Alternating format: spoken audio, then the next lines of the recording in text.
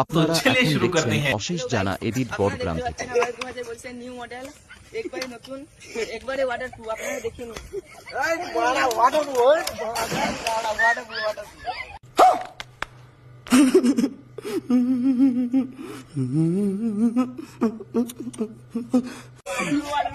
এবারে ভালো লাগলে আপনারা সবাই লাইক কমেন্ট করে দেবেন, দয়া করে আমাদের সাইকেলটিকে লাইক কমেন্ট করে দেবেন।